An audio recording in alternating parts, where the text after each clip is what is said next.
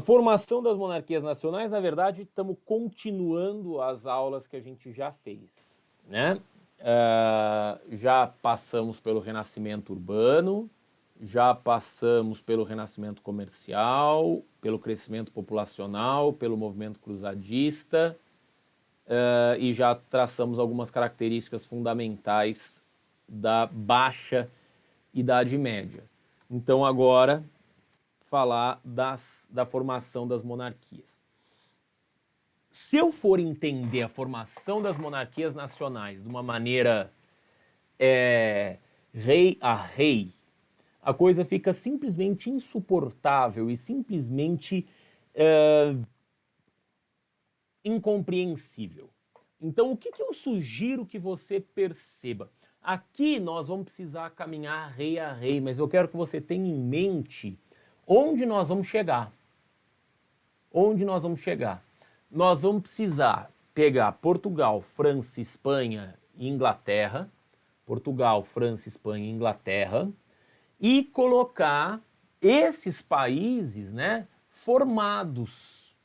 Só que o que significa formar um país? Significa que eu vou ter um exército próprio, nacional, significa que eu vou ter leis de abrangência nacional, significa que eu vou ter um sistema jurídico, né, nacional, significa que eu tenho impostos nacionais, um idioma nacional.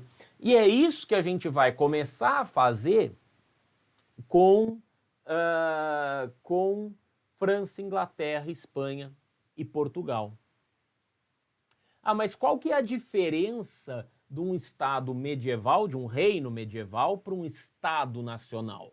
A diferença é que o reino medieval, ele não tem uma burocracia muito grande por trás. Um reino medieval, ele tem um rei, ele tem os seus cavaleiros e você tem ali os súditos, mas você não tem a coisa muito estruturada em torno de um sistema legislativo, em torno de um sistema de impostos, em torno de um corpo jurídico, em torno de uma burocracia estatal e, sobretudo, as monarquias medievais, elas atendem a uma lógica medieval feudal. As monarquias modernas, né, essas monarquias nacionais modernas, elas vão atender, quando elas se formarem por completo, elas vão atender a uma lógica burguesa. Ou seja, eu vou deixar de falar de uma lógica puramente feudal, de um monte de senhor feudal que é governado por um rei que está acima desses senhores, e vou passar a ter um rei ligado a uma burguesia, e essa burguesia ligada a comércio, a negócios, ao mercantilismo e blá blá blá. Tá? Então é isso que muda. Tá? É isso que muda. Tudo bem? Então, quando a gente fala de monarquias, eu preciso falar da aliança entre reis e burgueses. É essa aliança entre reis e burgueses que vai dar a tônica para o nosso processo aqui. Tá? Porque é um processo. A gente vai ver a dinastia capetinga dos franceses, a gente vai ver que é um processo. Essa aliança, né, é interessante para o rei, porque o rei vai se destacar da nobreza ainda mais, mas principalmente vai diminuir a influência da igreja. Tudo bem? Então, se destaca da nobreza e reduz a influência da igreja.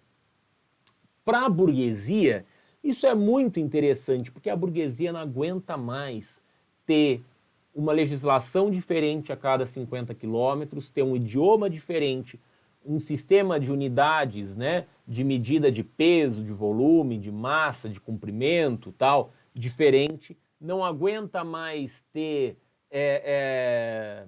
costumes diferentes, quer dizer, é tudo diferente a cada 50 metros, a cada 50 quilômetros. Então, o cara entra num feudo, sai do outro, entra num reino, sai do outro, e é tudo, eu não consigo vender. Eu preciso saber um monte de idiomas, eu preciso respeitar um monte de regra que eu não conheço, eu preciso fazer um monte de coisa que eu não sei. Então, se eu tenho um único país, esse único país, eu posso circular dentro desse país, que o idioma é o mesmo, a moeda é a mesma, o sistema de medidas é o mesmo, É a segurança, entendeu? É uma garantia de que eu não vou entrar numa terra de um determinado nobre e esse nobre vai, de repente, me cobrar um imposto que eu não estou prevendo, que esse nobre não vai dizer que eu estou invadindo as terras dele, não vai me prender. Então eu tenho uma segurança para me deslocar. Então, para a burguesia, isso é ótimo. Tudo bem? Já para o clero e para a nobreza, aí os caras vão começar a dizer o seguinte: opa, mas o que eu ganho com isso? Porque o clero e a nobreza, eles já tinham privilégios, eles já tinham um status superior. Então, clero e nobreza, eles vão precisar olhar para isso tudo, né, e pensar que vantagem eu posso tirar. E aí eles vão, então, olhar para o rei e falar: ó, rei, negócio é o seguinte, você quer mandar tal, você manda. Mas eu vou continuar senhor das minhas terras e eu não vou pagar imposto. Então nós vamos ter a formação das monarquias nacionais, a formação dos estados nacionais, e essa formação dos estados nacionais vai garantir, né, os chamados privilégios feudais. Quais são os privilégios feudais?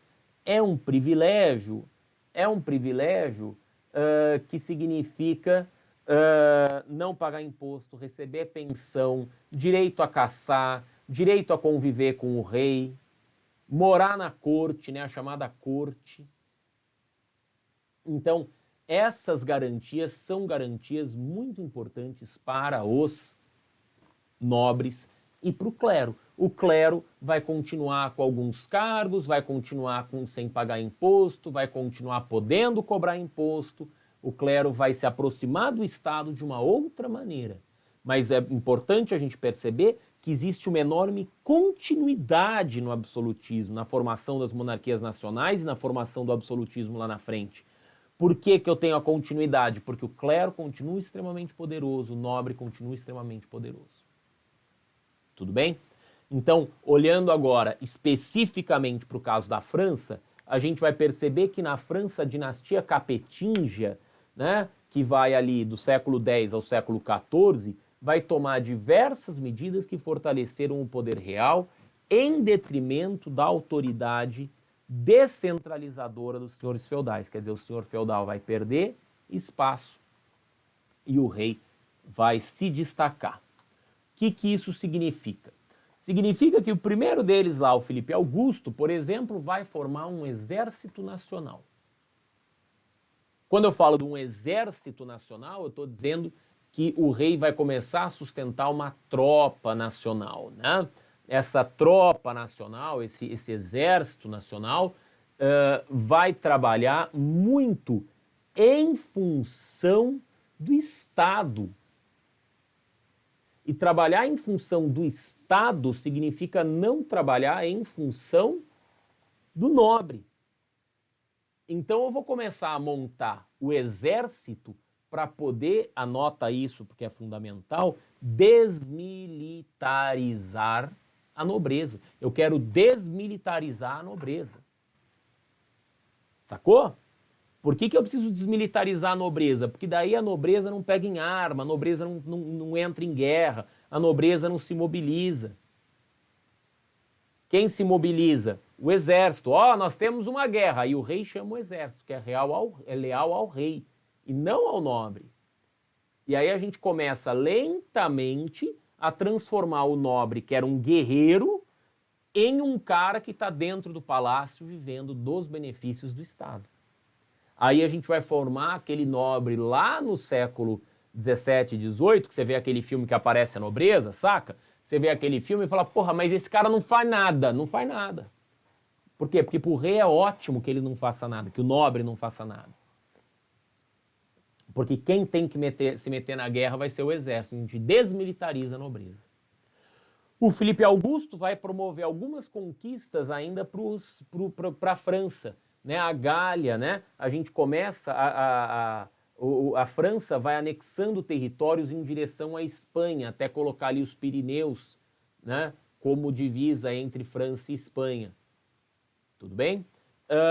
Vai controlar os subvassalos, que é essa ideia, né? Então agora eu sou um rei, eu controlo os meus vassalos e abaixo dos meus vassalos eu também controlo esses caras. Esses caras não podem fazer qualquer coisa, né? Por quê? Porque eu quero desmilitarizar esses caras.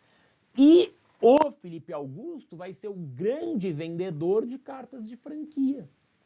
O que é a carta de franquia? É aquela carta que dá dos movimentos comunais lá. É aquela carta que vende a liberdade das cidades. Lembra que diz que as cidades não precisam mais pagar impostos para os senhores feudais. Então eu tenho a elaboração dessas cartas de franquia garantindo, né, ao rei a coleta de renda, né, porque a cidade vai pagar imposto pro rei, além da carta de franquia, mas garantindo ao rei a perda de poder por parte dos senhores feudais. Então, para o rei, isso daqui é maravilhoso. Além disso, o rei começa a criar alguns impostos nacionais. Felipe Augusto, lá no século XII, né? Do século XII para o século XIII. Tá ok? Depois, o Luís IX. Luís IX, ele começa a concentrar o poder jurídico. Então, os tribunais reais têm mais espaço. O Luís IX cria uma moeda nacional. Então, o Luís, né? O Luís é a moeda nacional da França. Então, essa moeda circula por toda a França. Essa moeda acontece por toda a França. Então, eu não preciso ficar pensando, né? Eu não preciso ficar pensando quanto vale uma moeda em relação a outra. Né? Eu adoto uma única moeda, uma única unidade de medida. Tudo bem? Isso enfraquece os nobres, assim como a desmilitarização da nobreza. Porque desmilitarizar a nobreza significa que o nobre não tem mais a função de guerra, isso ajuda a diminuir a capacidade de revolta militar do nobre, porque ele não mobiliza as tropas, mas também coloca o nobre numa outra função. Fala, nobre, você não vai morrer na guerra, você vai viver aqui na corte. Eu vou te sustentar. Fica aí no palácio fazendo nada, eu te mando um dinheirinho, ó, não é legal ir para a guerra. E aí você coloca numa outra função. Nobre, vem aqui, me ajuda a administrar. Vem ser juiz, vem ser meu conselheiro. Entendeu? Então o nobre deixa de fazer guerra, vem para perto do rei. Tá? A única moeda significa uma unidade de medida, né? Uma unidade de troca padrão, uma riqueza padrão. Eu não preciso pensar a cada 10 feudos eu corri o risco de eu ter 10 moedas diferentes para o burguês fazer comércio, isso é um horror. Então agora eu tenho uma única moeda para todo o Reino Franco, para toda a França. Né? E o Luís IX é o São Luís, né, que é o cara que vai fazer lá as cruzadas, né, que vai entrar nas cruzadas, que vai participar das cruzadas. Esse São Luís vai ter essa atuação e por ser um cara que vai dar muito dinheiro para as cruzadas, vai engrossar as cruzadas, vai ser feito santo depois. Filipe IV, o Belo não porque ele fosse bonito, mas porque ele é belicoso, porque ele vai entrar num confronto com a igreja, o que ele faz? Ele vai nomear um papa na França, o chamado Papado de Avignon. Esse Papado de Avignon, esse papa na cidade de Avignon, na França, por que é isso? Porque ele quer ter maior poder sobre a Igreja Católica. Ele não vai conseguir. O Papado de Avignon, quando morre esse papa, vai deixar de existir, né? No momento, vai ter 3 papas. Um em Avignon, um em Roma, né? E um outro papa em Pisa, né? Vai aparecer um outro papa em Pisa. Mas logo depois não, uns 70 anos depois, eles vão colocar um papa único em Roma, bonitinho, como era antes. Mas a ideia do Filipe era: eu preciso diminuir a interferência do poder da igreja dentro da França. Como é que eu faço isso? Coloco um papa, um chefe para a igreja francesa. Tá? Não vai dar certo, mas ele tenta. Quando a França está caminhando bonitinha desse jeito, aparece uma situação que é a Guerra dos 100 Anos. Por que eu tenho a Guerra dos 100 Anos? Porque o rei da Inglaterra vai dizer que tem direito sobre o trono da França. Eu não vou falar da Guerra dos 100 Anos agora, vamos falar dela na crise do século XIV. Mas é importante a gente perceber que, por causa da Guerra dos 100 Anos, a nobreza francesa se enfraquece demais, porque morre muita gente. Servos, camponeses e nobres. Morrem servos e camponeses, isso significa que eu tenho menos gente trabalhando nos campos, a nobreza empobrece. E também significa que eu tenho muitos nobres morrendo na guerra. Os nobres que sobram começam a brigar entre si por terras e poder. Então o rei fica meio por cima disso e a nobreza ou morrendo na guerra ou se matando entre si. Então a nobreza, entendeu? Se enfraquece. Por fim, isso gera nacionalismo, porque gera um sentimento de nós franceses que estamos sendo atacados por eles. Eles quem? Eles, ingleses. Então esse nós contra eles é um instrumento muito usado, né, para falar de nacionalismo. Então eu tenho um grupo que está sendo atacado pelo outro grupo. Ó, nós aqui que somos inimigo dele, nós estamos juntos. Isso desperta o nacionalismo. Isso ajuda a consolidar o poder real. Por que consolida o poder real? Porque eu tenho um único chefe. Entendeu? Eu tenho um único chefe. E se eu tenho um único chefe capaz de articular, né, de perceber que a nobreza está se matando, que os camponeses estão morrendo, que eu posso me favorecer desse momento de crise para liderar o país na direção, né, numa determinada direção que seja interessante para mim, é isso que eu vou fazer. Ok? Então, quando a gente fala da Guerra dos 100 Anos, que nós vamos ver as causas e tal depois, a gente pode pensar nesse processo de fortalecimento do nacionalismo francês. Ok? Mas também temos, no caso da Inglaterra, né, que está lá em cima, ixi, ela não apareceu, deveria ter aparecido ali em cima, Inglaterra. No caso da Inglaterra, a gente também tem isso, enfraquecimento da nobreza, por causa da Guerra dos 100 Anos. Então você que está anotando, anota aí, enfraquecimento da nobreza. Em cima de enfraquecimento da nobreza, Inglaterra. Porque a Inglaterra, a nobreza vai morrer também na Guerra dos 100 Anos e depois a nobreza vai se matar na Guerra das Duas Rosas. A Guerra das Duas Rosas chama assim porque eu tenho a família Lancaster e a família York. Os dois estão brigando e vão brigar por 30 anos. Só que, imagina, você briga por 30 anos depois de ter brigado por 115 anos da Guerra dos 100 Anos, a Inglaterra ainda entra numa guerra de mais 30. Então a Inglaterra vai ter guerra por 145 anos. E essa Guerra das Duas Rosas é uma guerra de máfia, parece guerra de mafioso, parece filme de mafioso, sabe? Filme de mafioso, Poderoso Chefão. Então você vai lá e trapaceia, e aí você faz um acordo secreto, e de repente você levanta da mesa, dá uma espadada no cara. Uma loucura essa Guerra das Duas Rosas entre a família York e seus aliados, evidentemente a família Lancaster e os seus aliados. Como que termina a Guerra das Duas Rosas? A Guerra das Duas Rosas termina quando eles percebem que eles têm um cara da família Tudor que junta as duas famílias. Porque o Henrique VII, Tudor, ele é de uma família casado com a outra. Então ele é primo de um casado com outro, entendeu? E aí ele consegue concentrar o poder dos Lancaster e juntar os Lancaster e os York. Aí a gente começa a dinastia Tudor na Inglaterra, que a gente vai falar numa outra aula, especialmente na aula de reforma e na aula de revoluções inglesas. Mas é assim que a família Tudor chega ao poder. É bizonho pensar que entre a guerra dos York e Lancaster, quem vence é o Tudor, né? Mas o próximo rei inglês vai ser um Tudor. E aí este Tudor vai promover as mudanças na Inglaterra.